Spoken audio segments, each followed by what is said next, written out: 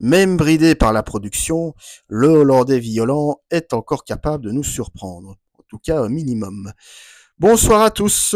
Alors vous l'aurez compris, donc il est question aujourd'hui d'un nouveau concept sobrement intitulé Ces films mal aimés que j'aime bien, qui est donc l'antithèse du concept Ces films populaires que je n'aime pas, que j'ai lancé il y a quelques mois et pour lesquels j'ai parlé de Scary Movie et d'Inception. Et donc j'avais envie de lancer donc ce nouveau concept à travers le film Mal aimé, il faut bien le dire, de réalisateurs hollandais que j'aime énormément, qui fait même partie de mes cinéastes préférés, à savoir Paul Verhoeven. Voilà. Alors, de quoi parle ce Hollow Man, traduit en VF par L'Homme sans ombre?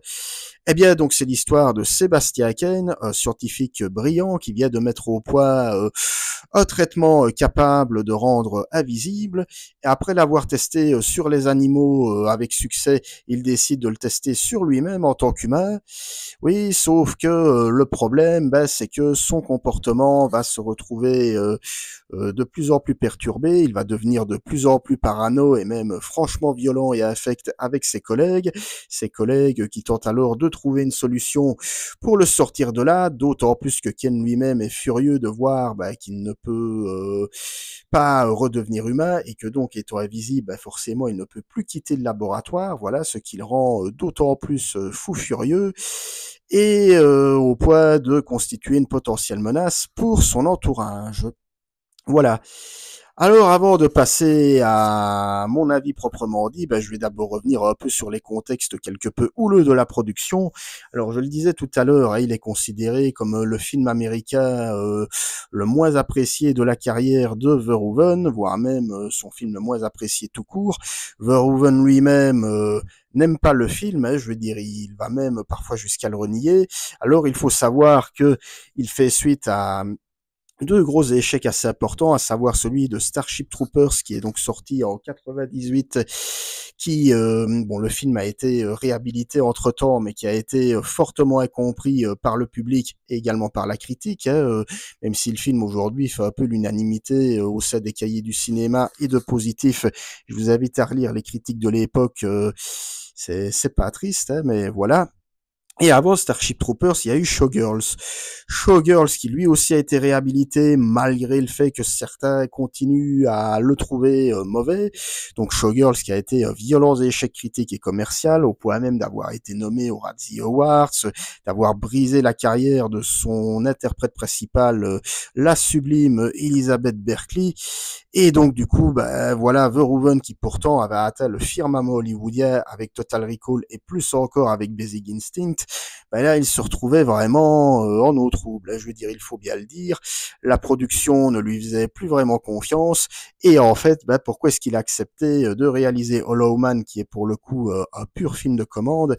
Eh bien, tout simplement parce que comme ça s'était plutôt bien passé, je veux dire, avec son équipe de Showgirls et de Starship Troopers, il s'est dit que pourquoi pas, quoi. Je veux dire, c'était ça sa raison principale. C'était même pas le salaire qu'on lui proposait, c'est c'est le fait de pouvoir retravailler avec une équipe qu'il aimait. Voilà. Et d'autant plus qu'au moment de signer le contrat, il le savait lui-même, il n'aurait pas le final cut, il n'aurait pas la possibilité de faire tout ce qu'il voulait, raison pour laquelle je vais y revenir, pas mal de scènes qui sentent vraiment bien la patte Verhoeven sont très raccourcies ou tout simplement très bâclées, voilà. Mais clairement, il n'a pas eu l'opportunité de se lâcher comme il l'aurait voulu le faire, alors que pour tous ces autres films américains, il le dit lui-même, il a eu un contrôle absolu. Je veux dire que ce soit Basic Instinct, Total Recall ou même Starship Troopers, où il disait que jamais personne du studio Sony n'est venu le contrarier, tout simplement parce que en fait, apparemment, le patron changeait de tête toutes les semaines et donc du coup, il pouvait faire le tournage en paix, mais voilà, clairement sur Hollow Man, il était dans une position très délicate et j'ai envie de dire que ça se sent. Alors je vais passer maintenant à mon avis sur le film, en commençant par vous parler de la mise en scène. Alors pourquoi est-ce que je l'aime bien? Parce que déjà je tiens à dire, c'est quand même, je veux dire, l'un des leitmotifs du film, il est quand même question d'un homme invisible. Les effets spéciaux, même quasi 25 ans après, ont très bien vieilli. Voilà, faut savoir qu'à cette époque-là, à la fin des années 90, 90, début 2000, on se dirigeait vers une nouvelle ère, hein. Je veux dire, on commençait à passer tout doucement au numérique, avec des effets visuels pour la plupart générés par les ordinateurs. On avait eu, je veux dire, un an avant, Star Wars épisode 1 de Phantom Menace, enfin la menace fantôme, en gros, qui lui, pour le coup, je trouve visuellement pas très bien vieilli, voilà. Bon, c'est un autre débat. Et donc, un an après Hollow Man, on a eu le Seigneur des Anneaux, qui lui proposait déjà, enfin je veux dire, de nouvelles avancées en matière d'effets spéciaux numériques et visuels, tout en gardant quand même un pied dans l'ancien avec les maquettes, les practical effects et ce genre de choses.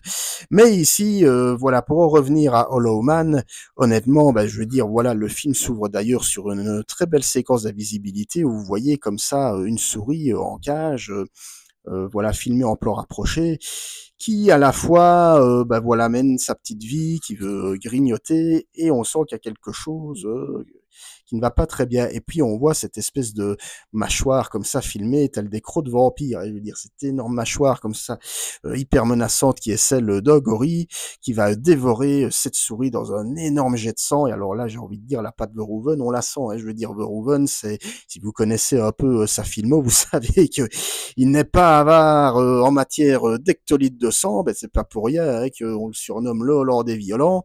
D'ailleurs, Paul Verhoeven le dit lui-même, hein, c'est les trois choses les plus fondamentales de la vie, à savoir la violence, le sexe et la religion. Voilà, voilà.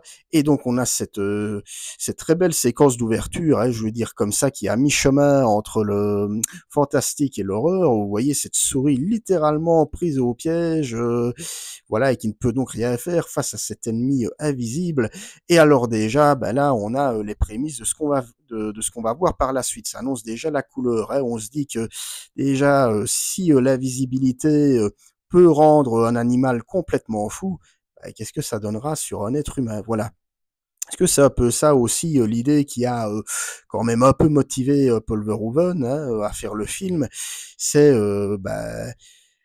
est-ce que c'est possible de ne pas perdre les pédales en sachant que voilà, on est invisible, on peut faire tout ce qu'on veut sans jamais être puni. C'est ça, je veux dire, l'idée du film, et c'est la question que va elle-même se poser Sebastian Kane, magnifiquement joué par Kevin Bacon, hein, je veux dire, toujours excellent. Et donc, voilà, donc on a cette séquence d'ouverture, on a aussi, je vais dire, tous les effets spéciaux impliquant pour le coup la visibilité donc de Sébastien, hein, donc de Kevin Bacon, pour lequel Verhoeven a utilisé la technique de ce qu'on appelle le volume rendering, donc littéralement le rendu de volume, qui avait pour objectif donc de montrer le corps sans peau de Ken. Et Verhoeven disait qu'avec cette méthode, un cœur humain peut être montré vivant à l'écran. Voilà. C'est aussi ce qui l'a motivé. Donc voilà, le fait de montrer littéralement des organes comme le cœur, les intestins ou les poumons à l'écran, c'est vraiment quelque chose qui l'a motivé également à faire le film. Et ça se sent parce que les séquences d'invisibilité sont pour moi vraiment les plus belles du film. Hein. Je veux dire, ce moment où on voit, est assez poétique d'ailleurs pour le coup, le corps de Sébastien qui va prendre son temps pour devenir invisible, hein, ça ferait presque penser à une sorte de fondu enchaîné, mais appliqué sur un personnage. On va voir son corps qui va disparaître comme ça, très lentement, très progressivement, jusqu'à ce qu'on ne voit plus que les organes qui eux-mêmes vont lentement disparaître. Hein, je vais dire, c'est encore assez bluffant, quoi. J'étais moi-même étonné, je vais dire, face à mon revisionnage. Je n'avais plus vu le film depuis 10 ans, voilà, carrément, de me dire que même à l'heure actuelle, ça fait encore le café, quand je vais dire, hein, ça reste toujours impressionnant, voilà.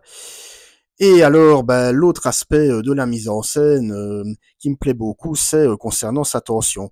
Alors voilà, Paul Verhoeven est un immense fan d'Hitchcock. Hein, je vous invite à découvrir. Hein, c'est peut-être le plus Hitchcockien de ses films, hein, Basic Instinct. Bon, on peut aussi citer peut-être certains films de sa période hollandaise, hein, notamment le Quatrième Homme, entre autres. Voilà.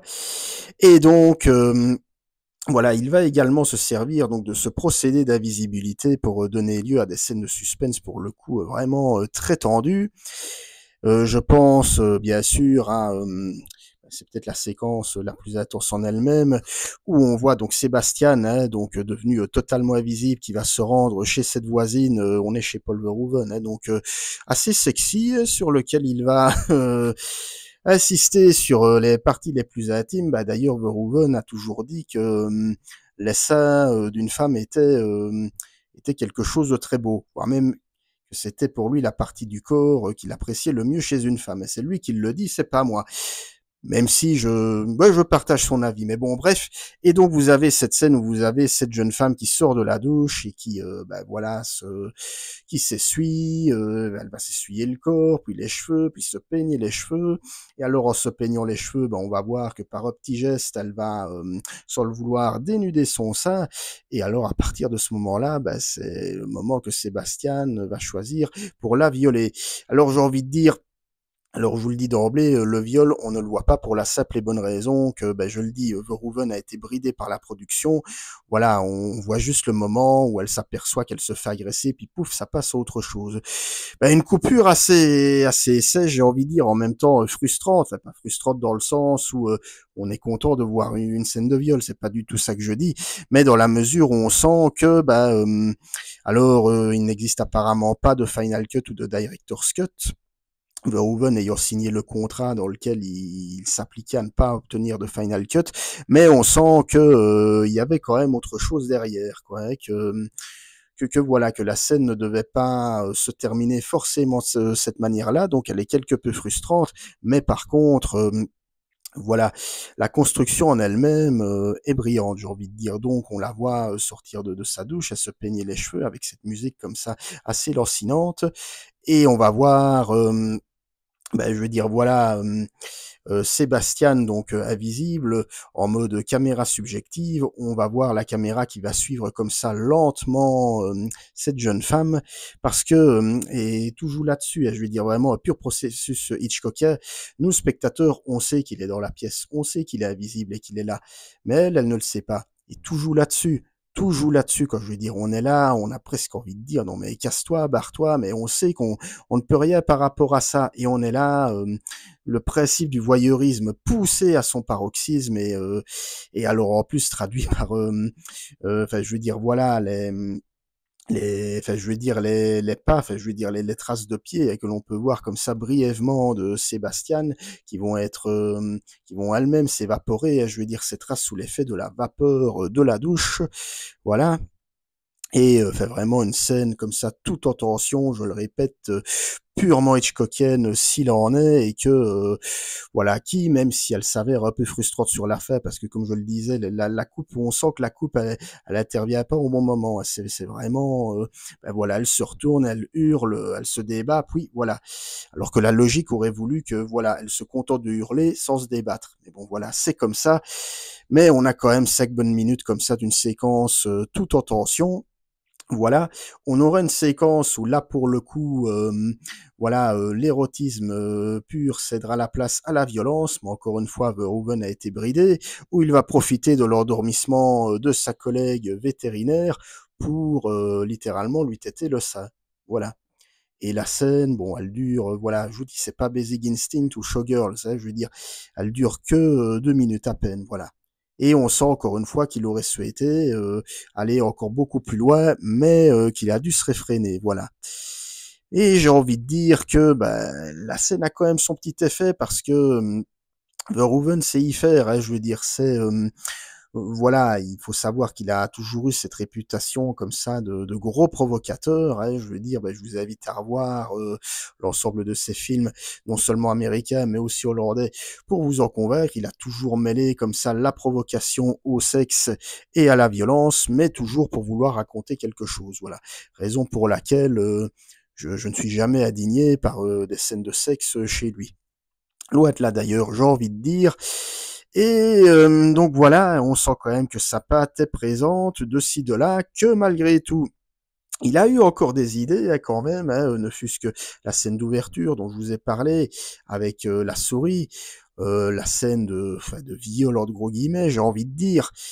Et encore une fois, la scène avec la vétérinaire, mais à côté de ça, il y a quand même, et là je vais revenir un peu sur l'aspect fâcheux, j'ai envie de dire, des choses qui ne vont pas, voilà. Alors, ben, je vais peut-être commencer directement par le final qui, pour le coup, fait vraiment slasher ultra classique.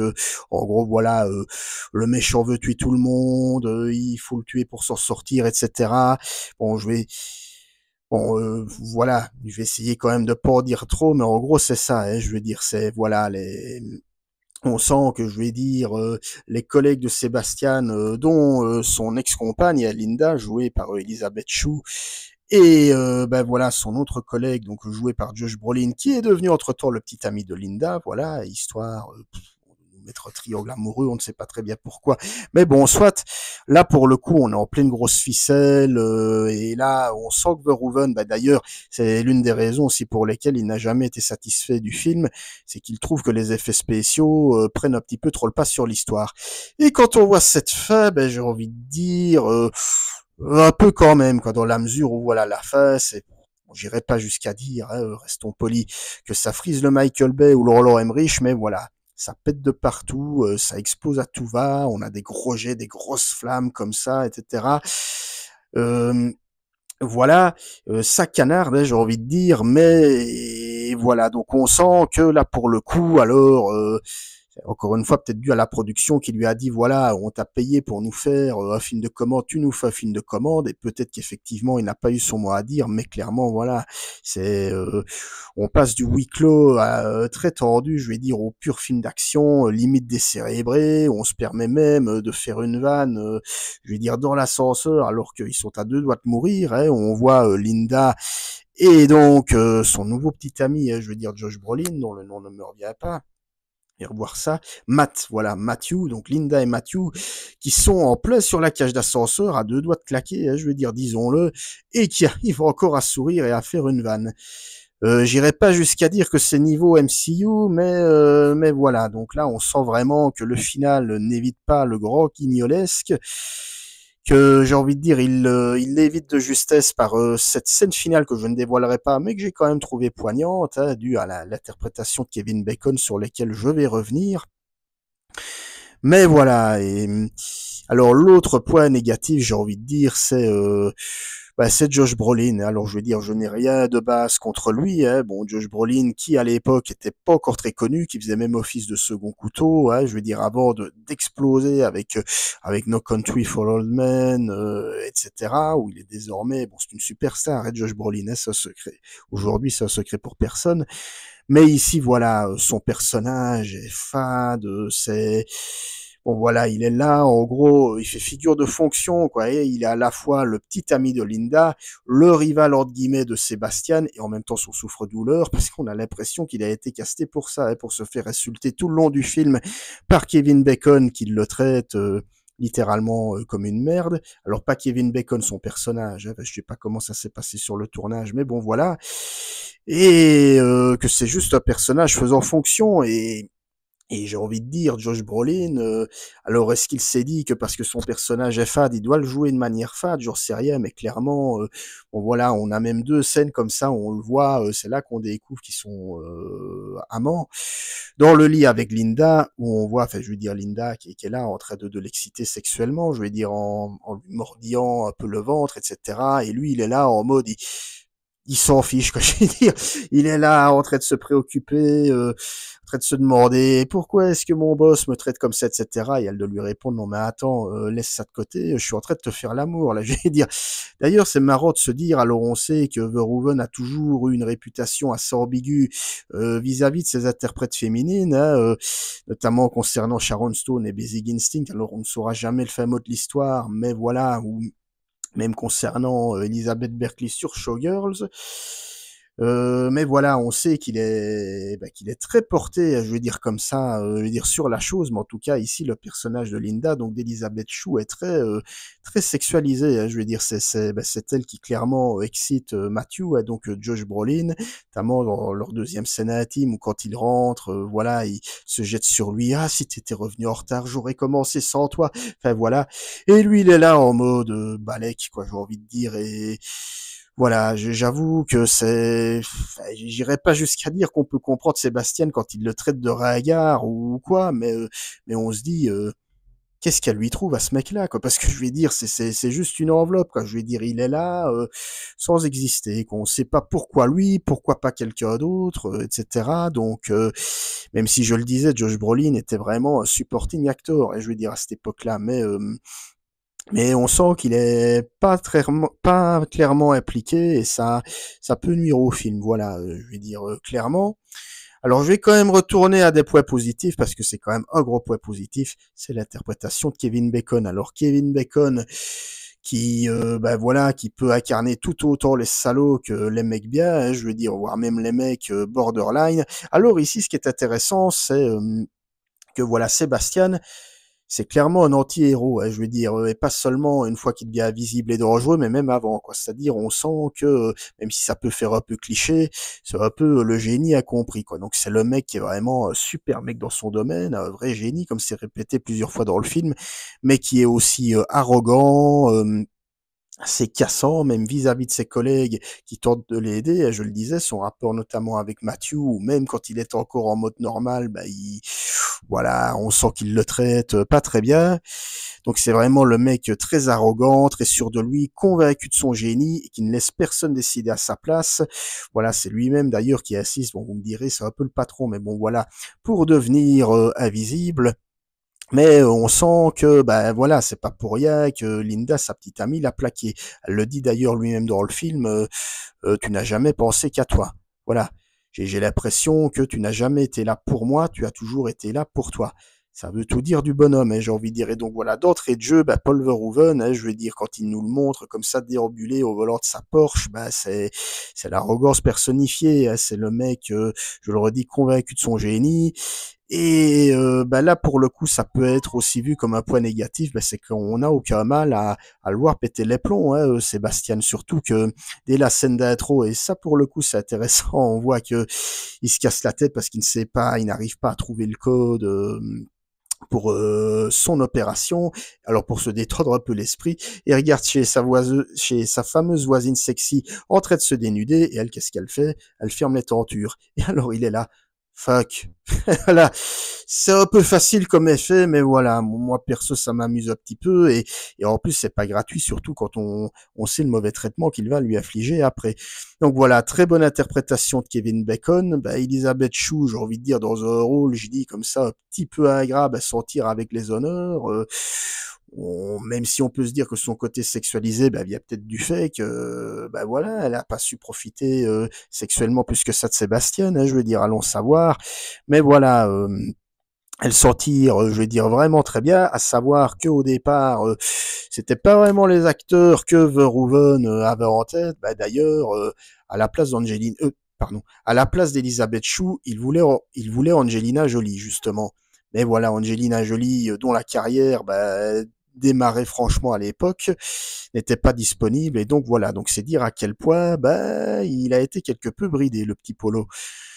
Voilà donc tout ce que j'avais à dire à propos de ce Hollow Man, hein, donc cet homme sans ombre que j'aime bien, que je n'adore pas spécialement non plus. Je suis pas du tout en train de vous dire que c'est un chef-d'œuvre, loin de là. Et je vais un petit peu de vous énumérer les différentes choses qui font que selon moi, c'est clairement pas le meilleur film de Paul Verhoeven, clairement pas, mais que pour moi, il mérite quand même le détour. Voilà, il y a pas mal de séquences quand même bien jubilatoires, hein, malgré un final bah, grotesque, hein, disons-le.